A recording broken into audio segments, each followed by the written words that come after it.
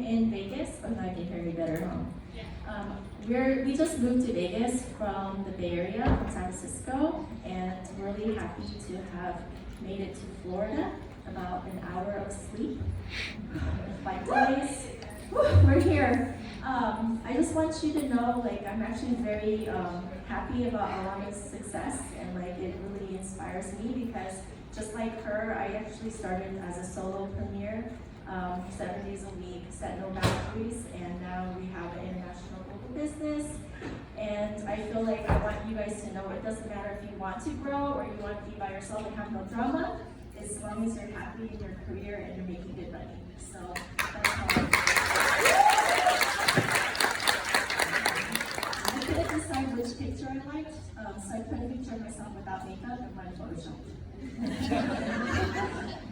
That's my dog. He's my only child. Okay, so I know some of you guys have heard of Lynk-Gel and maybe word of mouth or have read about Lynk-Gel and maybe not really understanding what it really is. And I thought today would be a good day to introduce why I came out with it and how.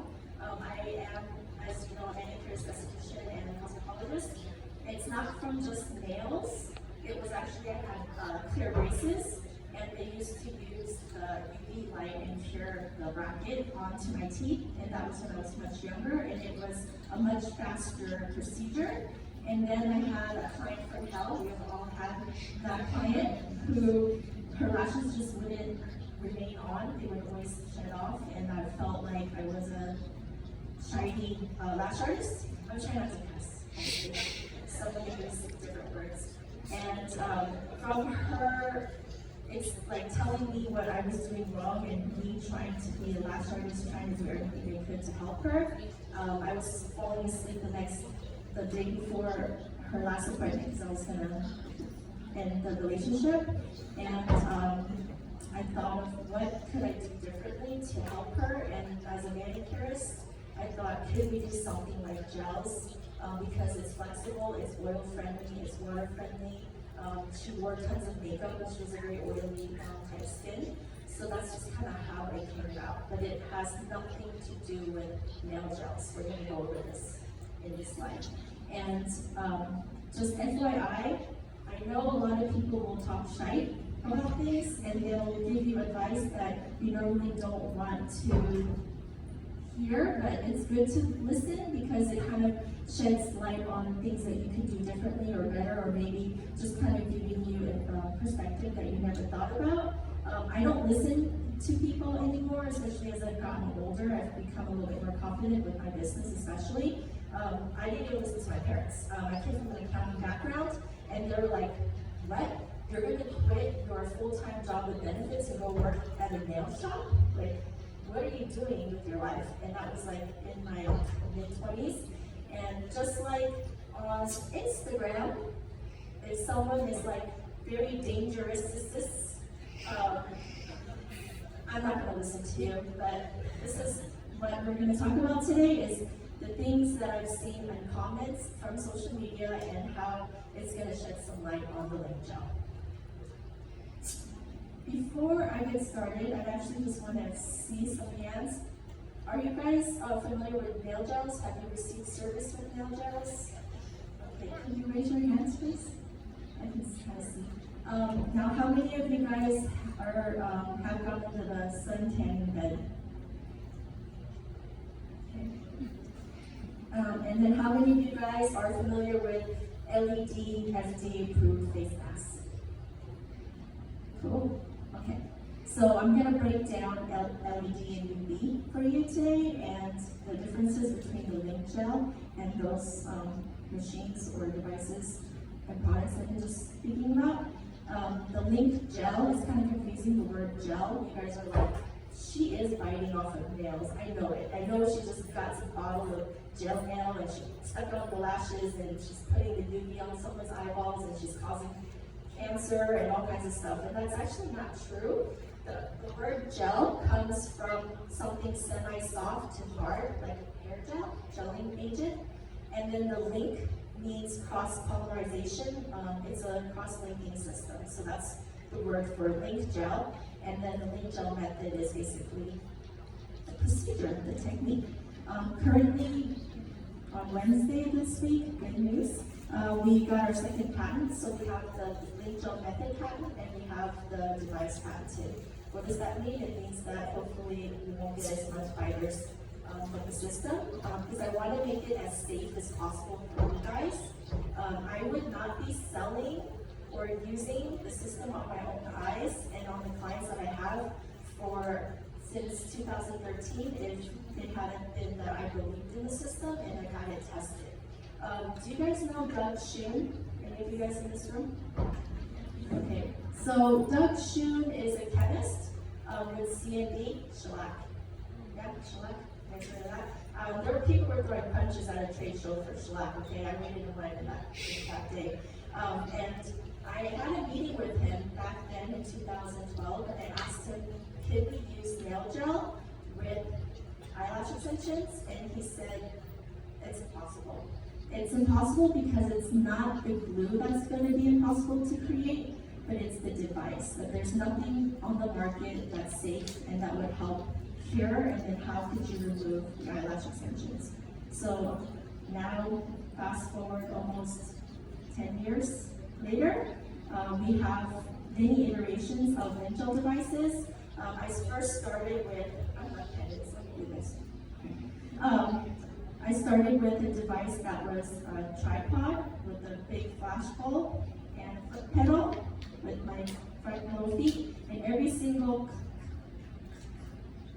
was when I was curing her lashes, and then my shin muscle was like strong and tight, and I was like, engineers, I need help, I can't, I'm a piano player, but this isn't comfortable, so we did the heel.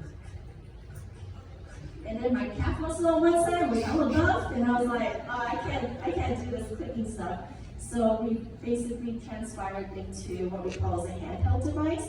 It connects to your favorite separation isolation tweezer, and then when you press the button, and it's a touch sensor, so there's no, it stays on for 6 seconds and turns off. So while you are making your next fan, I'm left-handed, and this hand is isolating, it's curing the lash, so you're working simultaneously, so you're actually getting a faster cure.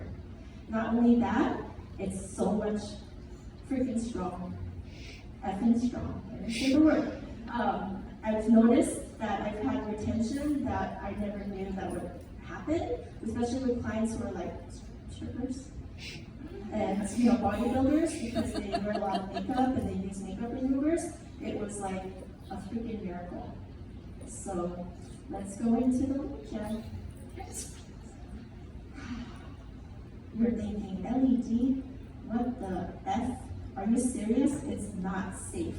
It's bad. It's bad for your pineal gland. It's going to cause the big C, the cancer. It's not good to look at it all day. And like I told you, we did the device so that the gooseneck is away from the technician's eyes, because the tripod, every time I turned it on, I was like, a paparazzi was shooting light in my face. And that wasn't really fun. I started seeing little spots. So that's why we are going to address what LED is. I know that that's something that is a concern, and what happened was I was scared. I wanted to do it, but I wasn't sure if we live in America, and my first name is Sue. So some people might be Sue happy and want to go after me later. So I approached ANSI, American National Standards Institute, and I asked them if they could test the device and tell me if it's safe. So Dr. Sweeney and Dr. Dowdy, they are UV LED experts. Dr. Sweeney himself has been the American General Laser guy, and he retired, and he's been studying it for over 40 years. And Dr. Dowdy told me, Soo-Jin, I don't want to do this testing because it's just really different. It's something that doesn't exist and we don't know what to base it on. But there's two things that if you can do, then we will go for this project. And I was like, okay, what is it? He was like, well, ask Dr. Sweeney if he can take on the project, because I want him to be spearheading this research, because he knows everything about UV and lasers in the eyes and radiation. And number two, you have to sign something that says, if it's not safe, you will never sell it. So are you willing to spend money and time to research, knowing that maybe the outcome would be that you can't do this? I like to gamble. I like playing craps. It's not good to win Vegas, but I like rolling dice. So as you can tell now, I did go for it. And yes, you probably know the happy ending. This is what is an excerpt of the ANSI report. And it's basically saying that it's a visible light, which we're going to go over what that means, and that it does not emit optical radiation, which means that it's safe for the ocular area and that it's not going to cause the big C word, which is cancer. Okay, it's the only ANSI standard device in the world. And ANSI actually is recognized by so many other, IDS, ANGIH, I mean, there's so many acronyms that actually do tests for the use around the eyes. And I think it's something that is really important because we want to make sure that we are able to see and our clients are also not getting any eye or skin damage.